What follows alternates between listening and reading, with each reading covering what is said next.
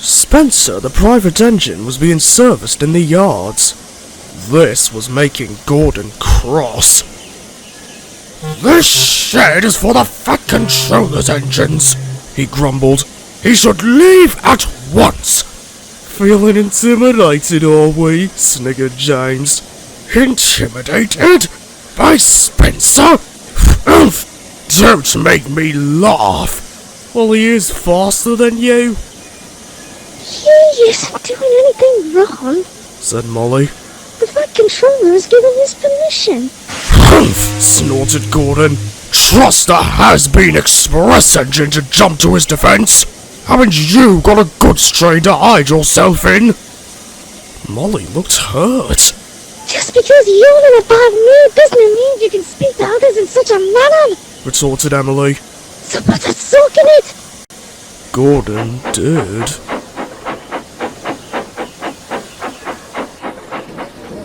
Later on that day, Gordon arrived in the yards to find Molly hiding in the goods shed and looking very sad. "She looks miserable," said Gordon. "Well spotted," remarked Emily. "After you left this morning, Spencer called her a second-rate private engine. I wonder where he would have got that idea from." "I didn't know Molly was a private engine." Alright, she used to be. You have our backstories, Gordon. Mind you, why would she tell you after you insulted her? Gordon felt ashamed and wanted to apologize. "I'd leave the poor wee gal alone," advised Emily. "But speak to Toby. He knows a lot about Molly's past." Gordon puffed sheepishly away.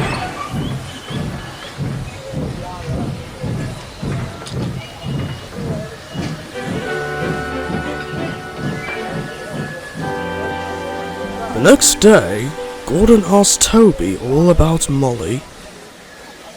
Molly was quite well known in the old days of the Great Eastern Railway.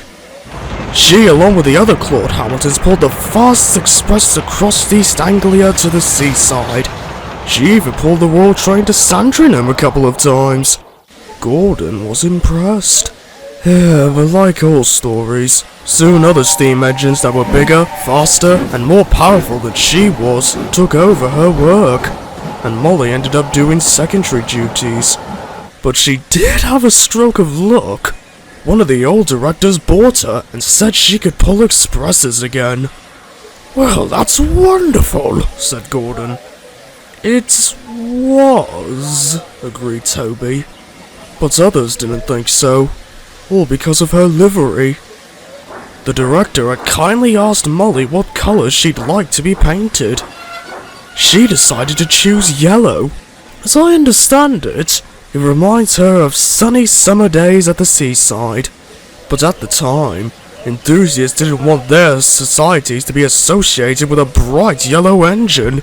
They thought she looked silly, so refused to let Molly haul their trains. In the end, the director gave up and took Molly away, where she was kept out of sight at his stately home. After many years hidden away, she was eventually gifted to the Fat Controller. "That's why Molly's a shy and sensitive engine, you see," continued Toby. "She suffered a lot of oppression from others, which is a shame. She has so much potential." Gordon now felt sorry for Molly. "Oh, Toby, I've been rather rude to dear Molly."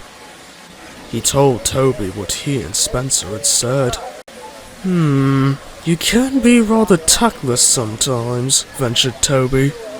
"But you can also be very humble too."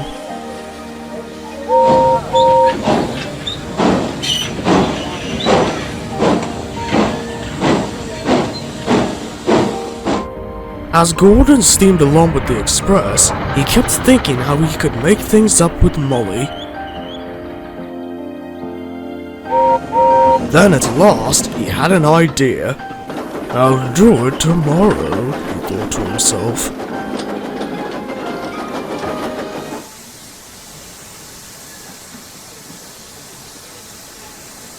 Early next morning, Gordon's fire was slow to start. The driver was apprehensive. The express will be late if we can't get him going.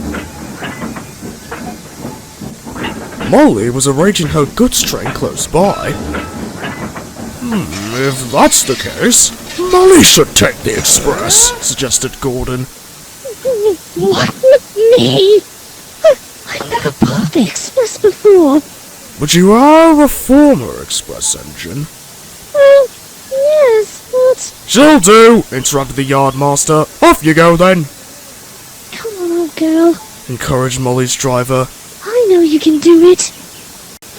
Timidly, Molly set off to collect her coaches. Gordon smiled as he watched her leave.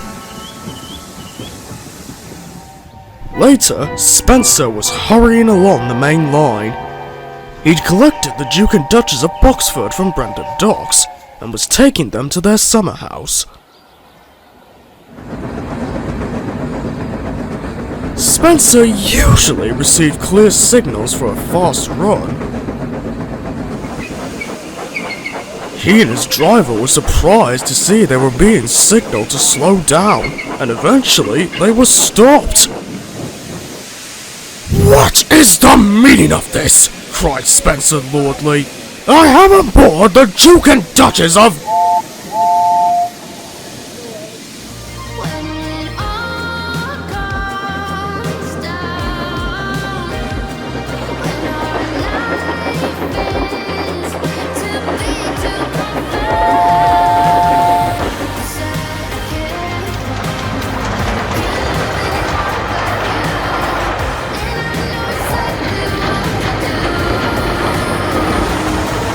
Molly thundered through the station, and in a flash of yellow was out of sight.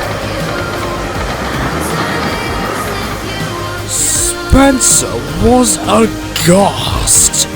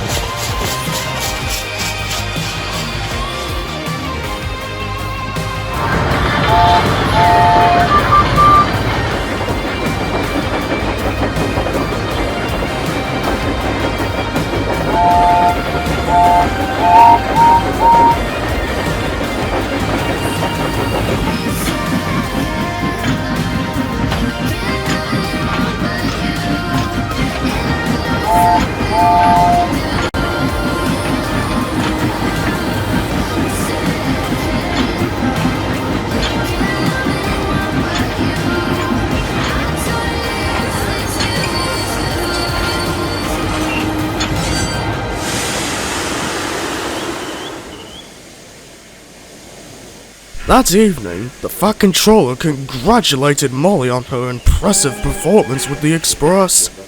"Well done, Molly. It looks like you have some friendly competition for the Express, Gordon. I'm also looking in your direction too, Henry and James. Would you like to pull the Express sometimes?" If that's alright with Gordon. said Molly respectfully. "Of course," agreed Gordon happily. After the Fat Controller left, Gordon apologized to Molly. That's alright. She said, Thank you for letting me take the Express. "My pleasure, but I do regret one thing. What's that? Not being able to see Spencer's face when he saw you fly past." The two engines just laughed. The streets are playing